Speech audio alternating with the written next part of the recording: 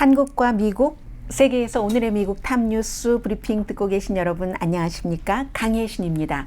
이 시간 현재 미국의 탑뉴스는 이제 지금부터 조금 있으면 트럼프 전 대통령이 CNN 방송에 출연을 하겠지만 조지 산토스라는 첫 번째 임기에 연방 하원 의원이 13개 혐의로 연방 기소된 그 내용, 그리고 법원에 출두를 했고 50만 달러 보석금을 내고 풀려났고 전부 무죄를 주장했습니다. 어느 나라에서 이 방송을 듣고 계시든지 여러분들 전부 그 국회의원 아니면 상하 양원 의원이 있을 테고 그 문제를 어떻게 처리하는가 당에서는 그런 부분까지 다 여기에 들어 있습니다. 조지 산토스라는 연방 하원 의원은 뉴욕에서 처음으로 그 당선이 된 2년입니다. 연방 하원 의원 임기는.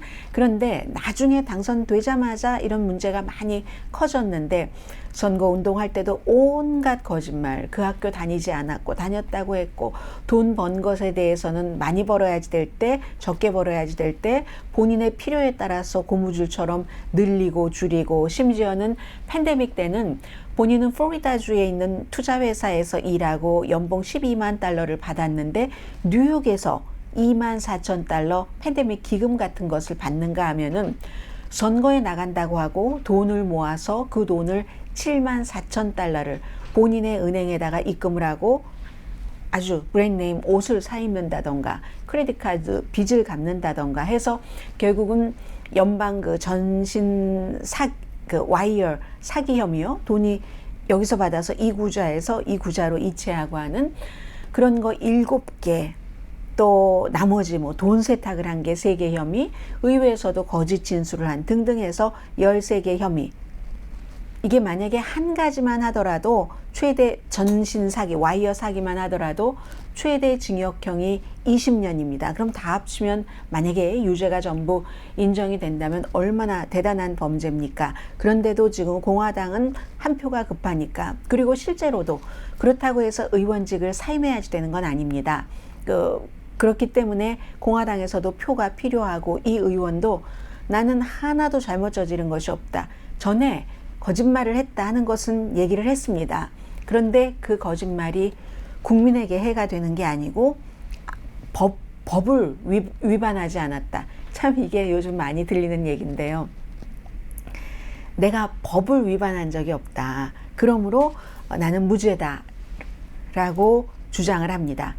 거짓말장이는 거짓말장인데 서툰 거짓말장이어서 생긴 이런 일들이지 법적으로는 국민을 속이기 위한 그 잘못을 한 일이 없다. 범죄 행위가 없었다고 부인을 하는 겁니다. 본인의 혈통까지 유대계인 것처럼 이렇게 했었던 사람이 무슨 거짓말을 못하겠습니까마는 어쨌든 뭐 기소가 의원직을 사퇴해야 된다는 뜻은 아니니까 연방 하원의 규칙이 그렇습니다. 2년 이상의 징역형을 선고받는 중죄로 형사 기소된 의원은 그 위원들이 그 소위원회에 속해 있잖아요. 그 소위원회 직책은 사임하고 지도부 역할은 맡지 못한다. 뭐 초선 의원이니까 지도부 역할은 하지 못하고 소위원회에서는 얼마 전에 1월 달에 사퇴했습니다. 뭐 선서하자마자였어요. 1월 초에 선서하자마자. 그래서 사임은 또 케빈 맥카티 공화당 하원 의장도 아직은 뭐 유죄가 아니니까 투표는 할 수 있도록 해야지 된다. 이게 지금 한국에서도 민주당이나 더불어민주당이나 국민의힘이나 뭐 여러 가지 문제들이 있잖아요. 특히 무슨 김남국 의원이라든가 더불어민주당의 돈봉투라든가 아니면 국민의힘 같은 경우는 태영호 의원이 아주 뭐 결정적으로 결국은 뭐 사임을 하는, 징계 대신 사임하는 것을 선택을 했고 태영호 의원과는 약간 다른 부분이긴 합니다만 어쩌면 김남국 의원과 조금 비슷한 부분이 있는지도 모르겠습니다.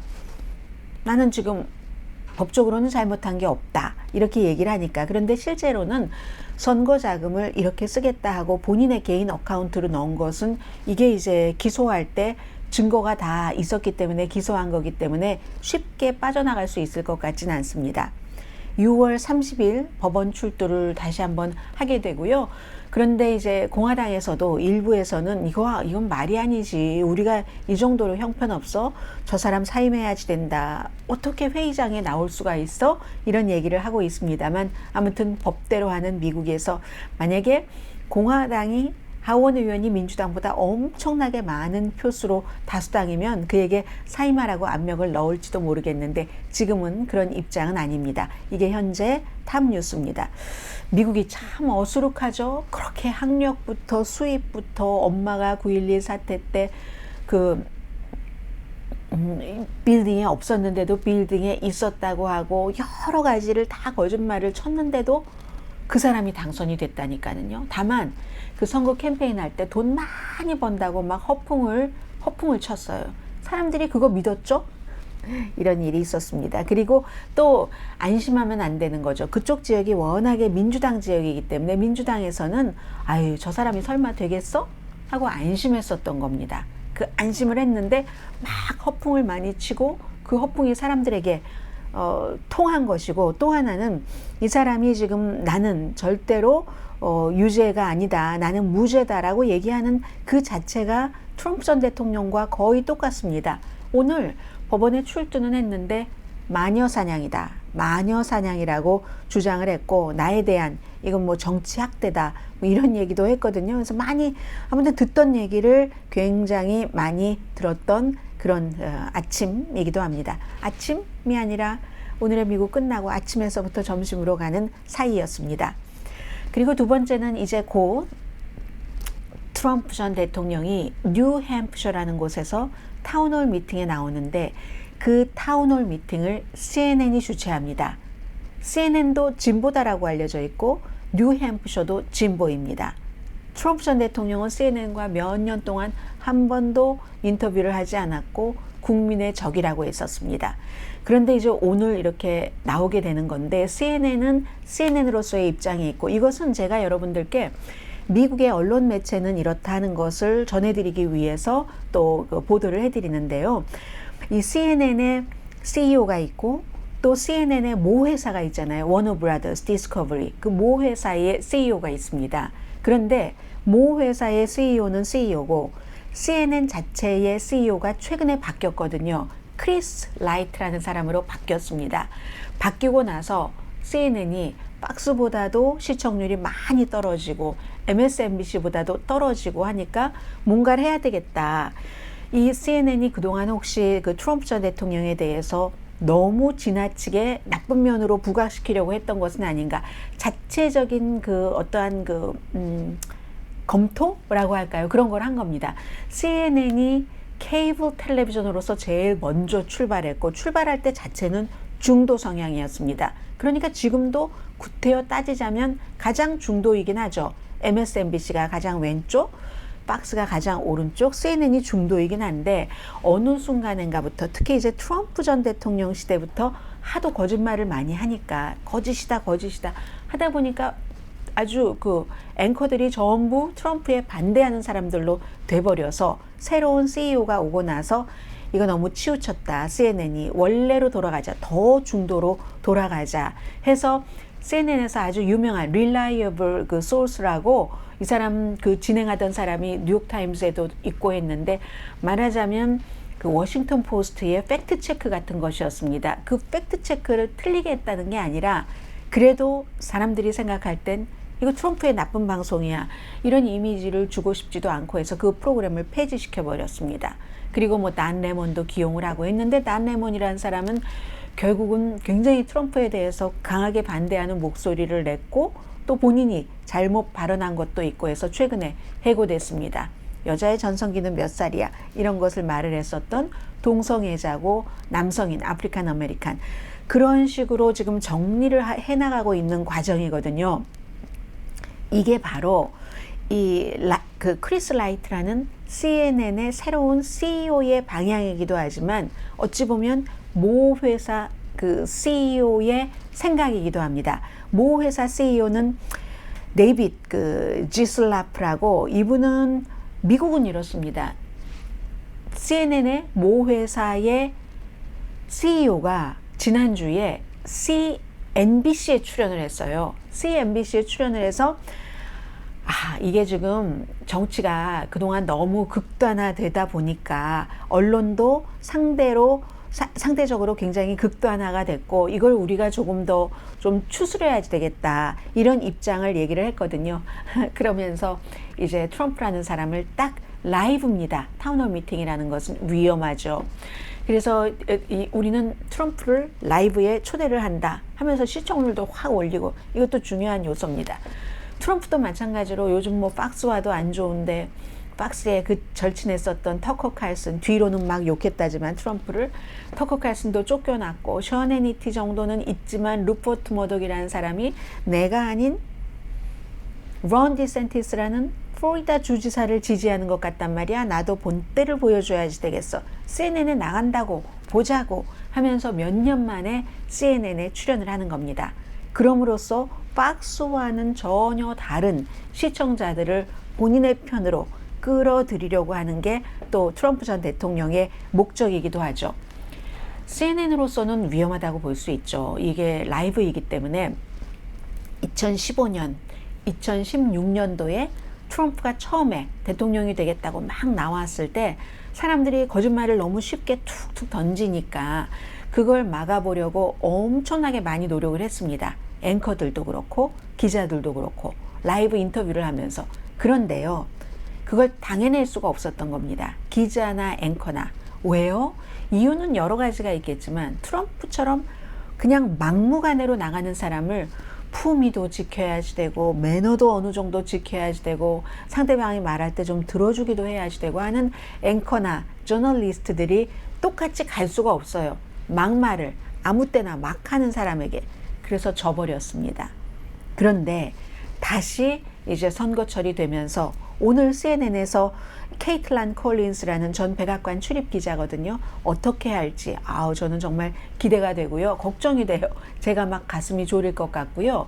이 콜린스 씨는 전에는 그 터커 칼슨이 하던 그 데일리 그 컬러라고 굉장히 우파적인 극우적인 매체에서 일을 했었거든요. 그래서 보수적인 이런 것이 있지만 CNN에 온 뒤로는 색깔을 드러내지 않습니다. 그리고 CNN에서도 백악관 출입 기자를 했기 때문에 트럼프 전 대통령을 무척 잘하는 사람이죠. 너무너무 잘하는데 오늘 어떻게 이 타운홀 미팅에서 트럼프가 예를 들어서 부정선거였다 이런 말을 하면 잡아줘야지 되잖아요.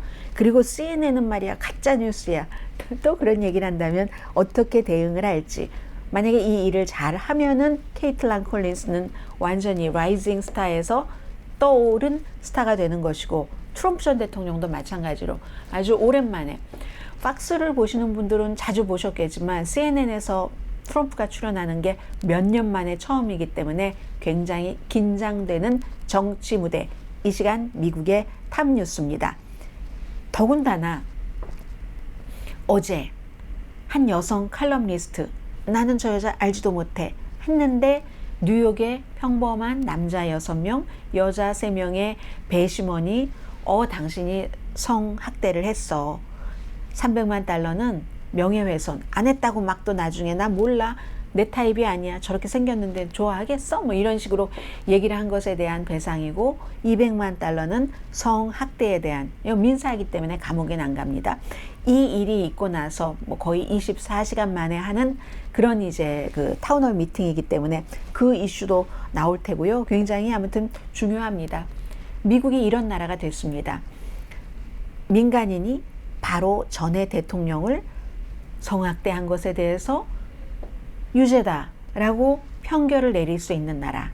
그러면서도 그랬으면 어때? 또 대선에 나온다면 뭐 그건 그거고 이건 이거지. 나라의 지도자 해보시죠 뭐. 이렇게 또 부분적으로 다는 아니지만 그것도 또한 허용하는 그런 나라가 미국이라는 것을 보여준 어제 판결은 그런 판결이고요. 그러나 뭐 그거 하나만 있는 게 아니라 이제 여성들이 야 트럼프 전 대통령을 상대로 이렇게 이길 수가 있어? 나도 해야지 되겠는데 많은 여성들이 나올 수도 있고 의사당, 조지아주, 기밀 문건 가져간 것 이런 것에 대해서 유죄가 된다면 그건 이제 또 형사기소이기 때문에 감옥에 갈 수도 있거든요. 당연히 유죄 판결을 다 받는다 할지라도 트럼프 전 대통령은 항소할 겁니다. 시간은 트럼프 편입니다. 2024년 선거가 끝나기 전에 항소 결과까지 나오진 않습니다. 그 전까지 항소 판결까지 나오기 전까지는 트럼프 전 대통령이 계속 오늘 조지 산토스라는 초선 의원이 얘기를 한 것처럼 마녀 사냥이다. 나는 죄가 없어 하면서 본인들의 표를 결집시킬 겁니다. 물론 본선에서는 중도파가 한국이나 미국이나 똑같아요. 중도파의 표가 중요하기 때문에 중도파가 어떻게 받아들이느냐가 굉장히 중요하고요. 또 이건 상대적이기 때문에 상대 후보가 누구냐에 따라서 달라질 수도 있습니다. 이제 트럼프 전 대통령 텔레비전에 나와서 CNN에 출연이 아니라 정말 출현이라고 말씀드리고 싶은 만큼 그런 시간 2시간도 채 남지 않았습니다. 오늘 바이든 대통령도 뉴욕에 갔거든요. 뉴욕에 가서 이 채무 상한선 이런 것에 대해서 허드슨 밸리에 가서 얘기를 했는데 공화당을 열심히 비난하더군요. 공화당이 경제를 인질로 잡고 있다. 이걸 채무 상한선을 인상 안 시켜준다는 게 말이 돼? 2,100만 명이 메디케이드 혜택 보는 게 위험해질 수 있어. 이런 얘기를 했고요. 오늘 경제 여전히 탑 뉴스인데요. 아침에 4월 달에 물가 인상, 인플레이션이 발표가 됐는데 1년 전에 비해서 4.9% 늘어나서 지난 2년 만에 인플레이션이 5% 아래로 내려간 건 처음입니다. 지난해 6월 달에는 9.1%였고 3월 달에 비해서는 얼마큼이죠? 3월 달에 비해서는 조금 올라갔고요. 아무튼 전체적으로 집, 쉘터, 그리고 가솔린 같은 것, 중고 자동차가 많이 올랐는데 그에 비해서 새 자동차, 우유값 같은 것은 내려갔습니다.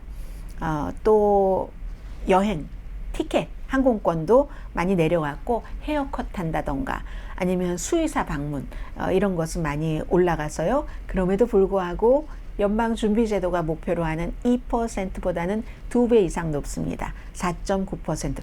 조금 더 확실하게 내려가면 좋은데 확실하게 계속 내려가 주질 않으니까 다음번 6월 달에 공개시장위원회 회의에서 연방준비제도가 이거 스탑하나? 이자율 아닌가? 하는 것을 결정하기가 좀 어려운 거죠. 그 사이에 이제 다른 데이터들이 나올 테니까 한번 지켜봐 주십시오.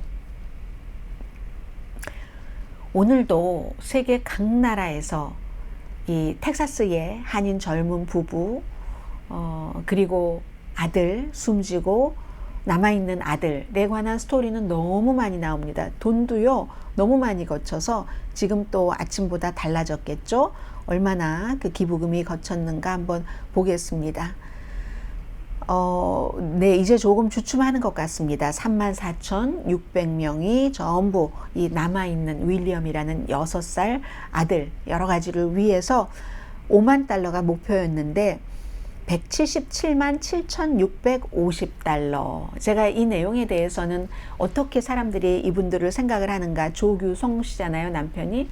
와이프가 샌디조, 그리고 숨진 제임스, 살아남은 윌리엄, 이 사람들에 대한 많은 그 취재가 있어서 오늘 아침 뉴스 클립을 들으시면 될 것 같고요. 조규성 씨는 대학 다닐 때부터도 태권도를 열심히 한 굉장히 신중한 그런 사람이랍니다.